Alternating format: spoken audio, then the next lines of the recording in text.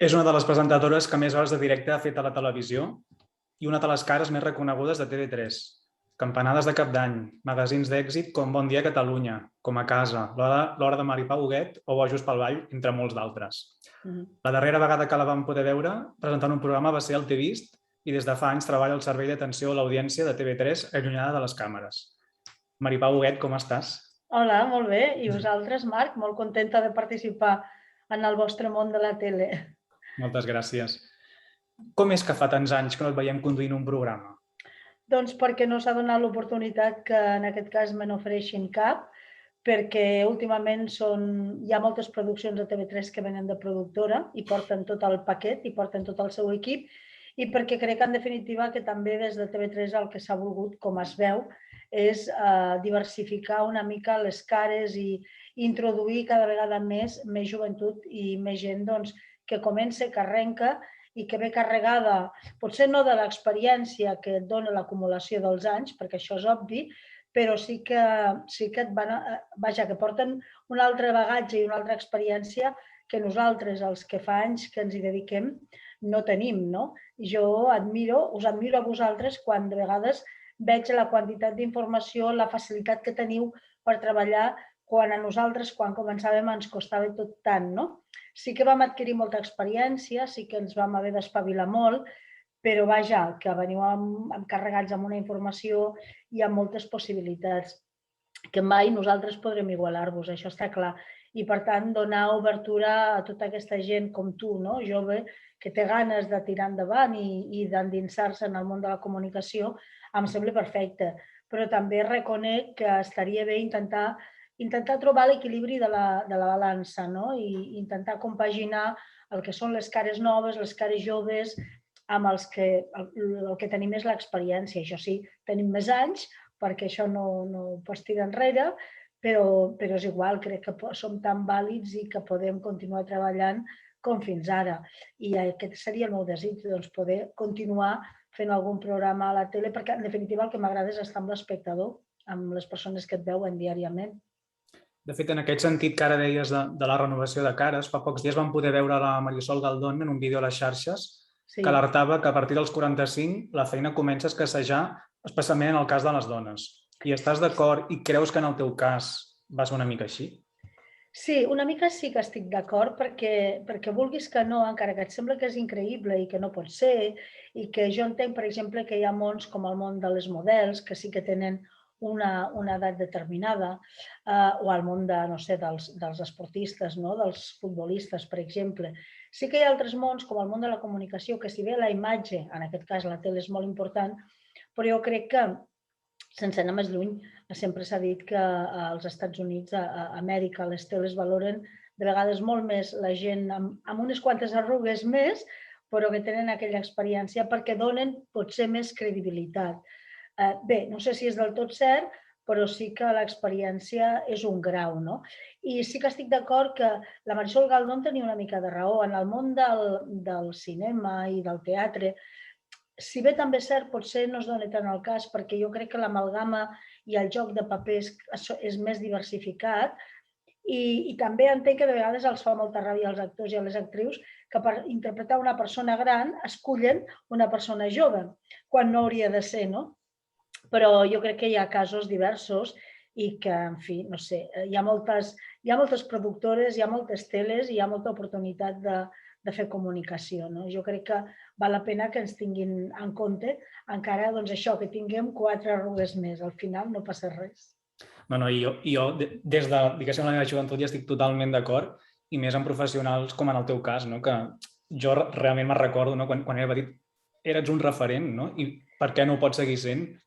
Fins i tot això que deies amb les cadenes americanes, molts dels grans magazins són referents, que es pot combinar perfectament. Sí, especialment els telediaris, els telenotícies, en aquest cas, els informatius de les INN, sense anar més lluny, sí que veig que aposten molt en aquest cas pel presentador, pel conductor de les notícies, amb una edat més avançada, potser justament per aquesta credibilitat, però que jo no trec importància i valorar el fet que els joves, clar, és que jo també vaig començar que tenia 22-23 anys, per tant, també en el seu moment jo vaig ser jove i també vaig agrair molt que confiessin en mi.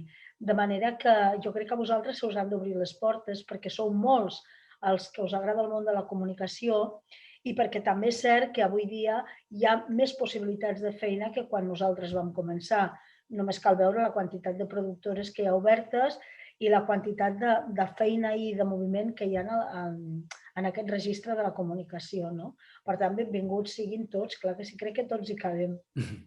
Et volia comentar si enyoraves la televisió, però ja m'has respost al principi que sí.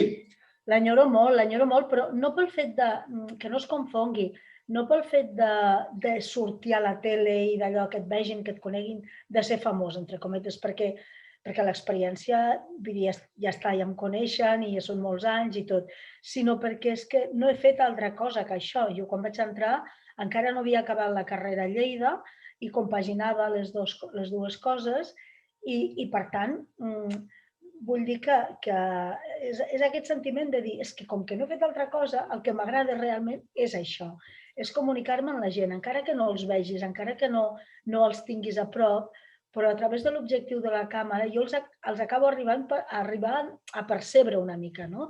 Perquè al final els acabes coneixent. Al final surts al carrer i coneixes aquest espectador que cada dia o que de tant en tant et veu. I s'agraeix que t'ho diguin, no sé, que et comentin, que et diguin el que pensen i que et traspassin les seves inquietuds, interessos o problemes, per què no? De fet, el programa El convidat de l'Albert Tom de l'any 2014 et van poder veure bastant emocionada. Vas explicar que vas patir un sotrac sentimental que va coincidir amb deixar d'aparèixer a la televisió.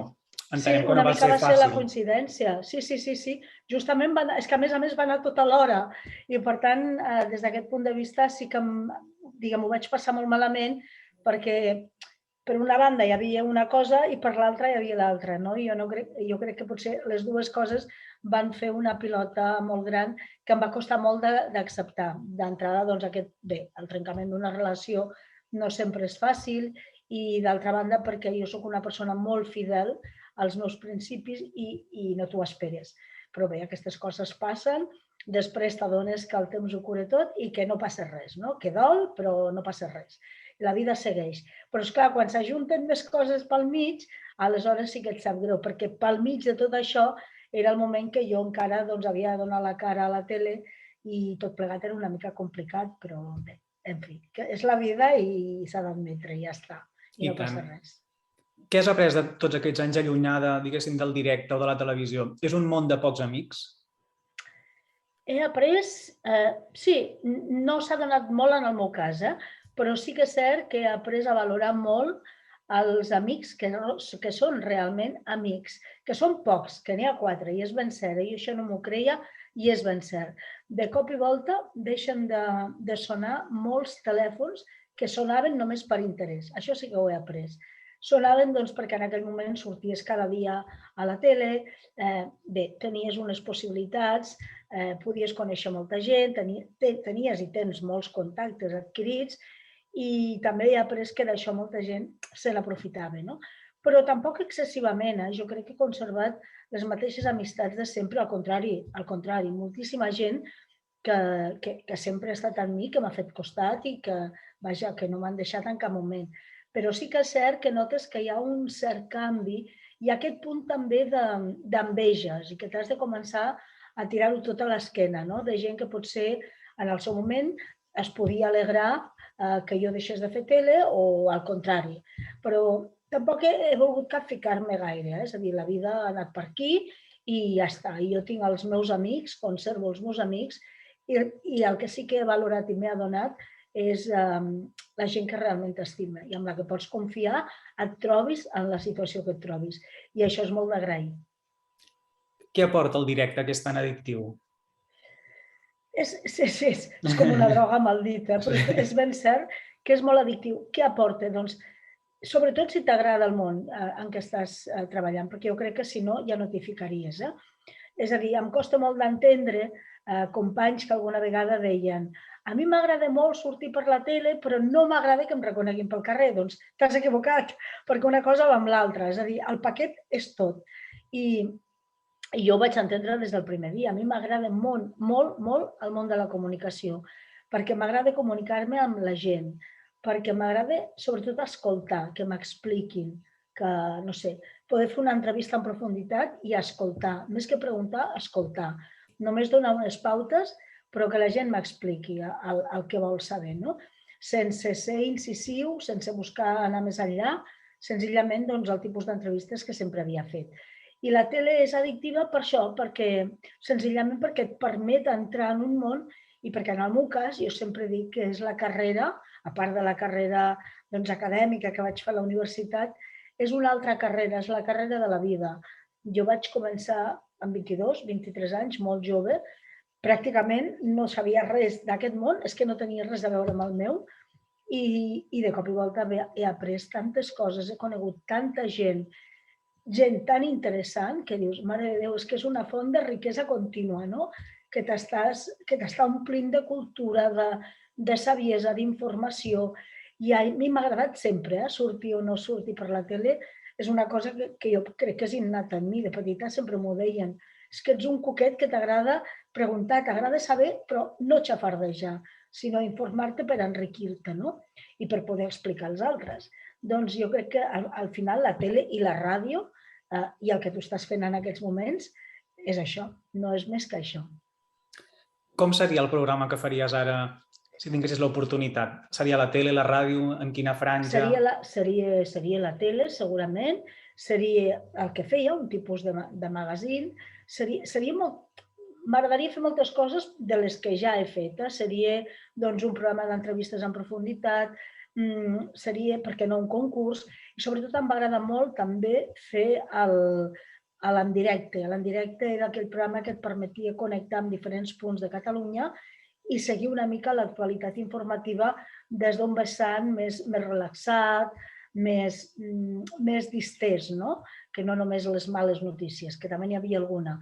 Però donar aquest tipus d'informació va ser aquell tastet informatiu en el que vaig entrar i que em va permetre, en fi, obrir una finestra per tot Catalunya. Va ser un programa molt agraït de fer.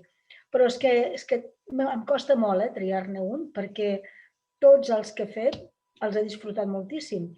I jo sempre he dit que jo no he trucat mai a cap porta, que m'han vingut a oferir les coses, els programes, i que no sé per què sempre l'han encertat. Sempre allò que m'han ofert és allò que m'ha vingut de gust fer i que si no ho tenia clar després he vist que sí, que era el programa que volia fer. Per tant, estic una mica oberta a totes les possibilitats, sempre i quan sigui una cosa que m'enriqueixi, que sigui un bon producte televisiu i que em permeti estar en contacte amb l'espectador. De fet, moltes vegades es fan molts invents, moltes proves, però al final els programes que funcionen són una mica els de sempre, perquè al final veus a les cadenes que al final el Polònia repeteix cada any, també a les privades, a les tardes, als matins. Acaba sent el mateix. Exacte. Tot és un entreteniment, tot és un magazín, digue-li com vulguis, que justament aquests magazins el que et permeten és ser una mica una bossa gran on hi pots encabir tot. Vull dir que sempre jo dic un magazín perquè el magazín et permet posar-hi moltes càpsules de tot, des d'un concurs a una entrevista més personal o a unes connexions pel territori. En definitiva, el magazín ho engloba tot. Ara que rep les crítiques i els suggeriments dels espectadors, què és el que més demana l'audiència de TV3? Ui, demanen moltes coses, tornades de sèries, continuació de sèries. Últimament, ara ho estic explicant darrerament, el que jo n'anomeno brots és, per exemple, a finals d'agost, gairebé finals d'agost, quan ja s'intuïa que tornava la programació de tardor i que reprenia com si fos ahir, doncs el que va ser un boom aquest estiu, que va ser la sèrie El paradís de les senyores, de cop i volta hi va haver un munt de missatges de senyores, de senyors, de gent, vaja, que demanaven la continuació de la sèrie, perquè, clar, la deixàvem en stand-by, s'acabava. I al final vam haver d'explicar que es tranquil·litzessin, que de moment d'aquesta tercera temporada que es va fer aquest estiu, que consta de 180 capítols, TV3 només en va poder adquirir 80 per qüestions pressupostàries del tot conegudes i que ara la intenció de la corporació és adquirir la resta de capítols per poder-los emetre quan sigui possible. De manera que allò que s'ha quedat una mica obert sense veure el final tindrà una continuïtat, que es tranquil·litzen. I això sí que va ser el més Vaja, el que més ens qüestionaven, el que més ens demanaven. Això, la continuació del Detectiu Conan, els nous capítols del Detectiu, i en fi. I ara, per exemple, ens estan preguntant moltíssim sobre aquest nou programa de l'Àngel Llàtzer, que es dirà El Llop, que és aquest programa per intentar trobar els millors actors de Catalunya. Últimament ens estan arribant molts missatges preguntant què han de fer. És fàcil, ja ho explico. Han d'enviar un correu amb el vídeo al llop@tv3.cat i si pesa molt aquest vídeo, buscar altres maneres per web transfer o com sigui, per tal de fer-lo arribar. Poden fer un vídeo de la temàtica que vulguin, interpretant el que vulguin, perquè últimament això és el que més ens estan preguntant i també ens estan demanant per la tornada, quan torna l'Atrapa'm si pots, el concurs que dirigeix l'Espartac Paran i que fa Llucià Ferrer. Doncs que es tranquil·litzin, perquè aquest concurs, si tot va bé, torna ja, perquè torna a finals d'aquest mes, que falten 4 dies per acabar-lo. I després, al Nadal, queden uns 5 programes, ja ho explico, que es faran dedicats a l'Atrapa'm infantil. Però aquests programes ja no s'hi pot participar perquè estaran registrats, però seran un paquet de 5 que s'emetran pels vols de Nadals. Últimament ens estan preguntant això, però hi ha diversitat, perquè no només són preguntes, sinó que també hi ha molts espectadors que ens ofereixen temes, que ens ofereixen reportatges, situacions en les que es troben, moltes vegades situacions personals, que la gent vol donar a conèixer la seva situació, però no per explicar la seva, sinó perquè aquesta ajudi a moltes altres que es puguin trobar igual. Vull dir que la diversitat de peticions, no sé, de queixes, de preguntes, d'agraïments, hi ha menys agraïments que altra cosa, però també n'hi ha, doncs és diversa i vaja, hem d'anar intentant resolent-ho tot. Donaria per fer un programa i tot, fins i tot, no? De tots aquests temes, vull dir que... Mare de Déu, jo ho dic, en el seu moment vaig fer un dels programes que també em va enamorar fer i que em va doldre molt acabar, va ser el Connexions. El Connexions no pretenia ser res més que una nit dels ignorants portada a la televisió. Doncs jo sempre he dit que un programa que funcionaria molt seria aquest servei d'atenció portat en pantalla, que la gent pogués, doncs això, trucar, seure com feien amb el Connexions, obrir telèfons i que la gent opinés, preguntés, ens digués i buscar de donar-los solucions vinculades amb la programació de la tele, de la ràdio, o per què no, ampliar-ho al que volguéssim qüestionar-nos. Jo crec que donaria molt joc i aquest sí que m'agradaria molt fer-lo. Creus que la televisió, o TV3 concretament, d'abans o dels anys 90, era millor que l'actual? No, era diferent. No. Jo no crec ni que fos millor, ni pitjor, ni ara ni abans. La televisió, com tots els mitjans i com tot, ha anat evolucionant i ens trobem que allò que en el seu moment tenia importància i tenia valor, potser ara ja no en té tant. Una vegada, a la tarda de l'Albert Tom, me'n recordo que vaig anar de convidada i vam fer una comparació amb l'Albert molt interessant. Vam agafar la sintonia del Com a Casa, que era justament l'entrada del programa, on tots estàvem asseguts, no hi havia una careta. Se'ns veia en directe, on tots estàvem asseguts, començàvem a servir-nos cafè, etc. Bé, vam estar comparant el ritme d'aquella sintonia, d'aquell inici fins que jo no deia hola, bona tarda, actualment al seu programa. És que no tenia res a veure el ritme.